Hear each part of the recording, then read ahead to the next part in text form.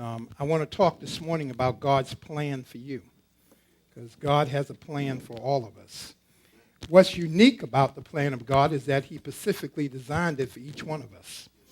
That even though his plan is an overall plan, it is tailor-made for each one of us. And that what is happening in your life is according to God's plan. Well, let's look at that, and let's grab something out of that. Ecclesiastes chapter 3. You know the chapter. I just want to take you in a different light this morning. Ecclesiastes chapter 3. Verse 1 has 3 words in it that we're going to look at for a few minutes this morning to sort of brighten our understanding of God's plan for us. God has a purpose, God has a plan, and that plan is designed to bring us into an understanding so that we can understand who we are. And I want to do that by highlighting and doing an etymology on 3 words in verse 1 that takes us to this understanding of God's plan and God's design, God's desire for us as we work in the purposes of God. Ecclesiastes 3:1 says, to everything. Everybody say everything. Everything. That means that nothing is eliminated. To everything, there are 3 things. There is a season, there's a time in every purpose, and there is a purpose under heaven. To everything, there's a season, there's a time to every purpose. So I want us to outline 3 words that become important to the lesson today. That is season, time, and purpose. Because there's a different understanding of all 3, and I want to show us something as we develop this idea of seasons, times, and purpose. It becomes very easy to look at God's plan for somebody else, but sometimes it's not easy to look at God's plan for us. It becomes very, very difficult, especially when we can't see it. The only problem is we don't see what God is writing on our life. So it becomes very, very interesting. The book of Ecclesiastes is taken not from the Hebrew name, but from the Greek name of the word.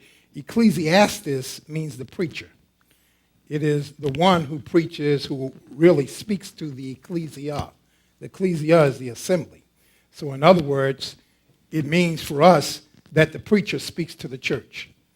So it is the speaker to the church. So the Ecclesiastes is the preacher. That's why sometimes it's called the preacher, because he's the one who's making the proclamation to the assembly. Because the ecclesia is the assembly.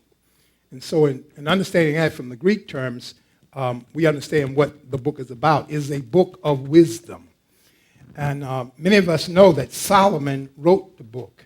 He used many symbolic terms. In fact, the Hebrew terms is ikikonot, which means specifically that it is wisdom. So he is actually giving us wisdom. Wisdom that doesn't come from academic pursuits, but Solomon's wisdom came from life experience. As a young man, he misused a lot of his wealth, a lot of his position, a lot of things that made him who he was. And it would seem like, because of the path that he took earlier in life, that God didn't have a plan for him. And I know many of us can probably identify with where we were, even to where we are now, wondering if there is a plan, if there is an outcome to our life. Now, I was up early this morning. You know, we had a tremendous storm in here last night.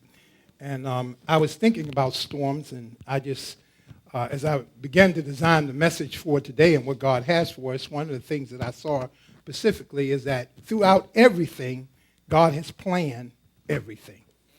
And so as I focus back here on chapter 3 and verse 1, to everything, which is tremendously important. That means that everything that happened to you, nothing happens, let me put it like this, nothing happens by chance, nothing happens by accident, and circumstances are designed to teach you. Amen? To everything there is a season. You know, a lot of people talk about, let's get to the next season. You know, don't be so fast to get to the next until you conquer the present. In the Bible, there are 2 seasons that are mentioned biblically. We talk about a lot of seasons in terms of people kind of outlining and paraphrasing what seasons are. But in Genesis 8:22, the Lord told Noah when he came out of the ark and he got on dry land that as long as the earth remained, 2 seasons will remain: seed time and harvest. So if you're not in your harvest, you're in your seed planting. And planting time is a very difficult time because you don't see anything. Because in order for a seed to germinate, it has to go in the ground. Jesus said it like this: except a corn of wheat go in the ground and die, it abides alone. So that in seed time, you are hidden. Sometimes you're even hidden from yourself. And that makes it extremely interesting in terms of seed time, because seed times mean God is preparing you for something. That if you're patient with your seed time, your harvest is going to be great. Now, I don't know why I'm here this morning, but somebody needs to hear that God has a plan for you. Let me outline that in 4 ways, and before I even get into this season, time, and purpose, because I want to conclude there. These 2 words are important. That there is a season. You just heard there were 2 seasons. There's seed time, there's harvest. And there are times. I read a quote once, and it's really unknown, but it says time is what keeps things from happening all at once. Simply means because things aren't coming together, because there's past, present, and future. So time keeps everything from designing itself from happening all at once. So there are times that are orchestrated in our life. Sometimes we have a problem identifying what our time is and where we are in the purposes of God. But that becomes very important too. The real purpose one is that there is a purpose. God has taken you through a path for a reason. And most of the reason, I want you to skip down to verse 11. Yeah. He have made, and here's this word everything again. Remember in verse 1 we saw the word everything? Verse 11. He have made everything beautiful in his time. So in other words, all of the ugliness that may be attributed to your life is going to one day get beautiful. But it has a time.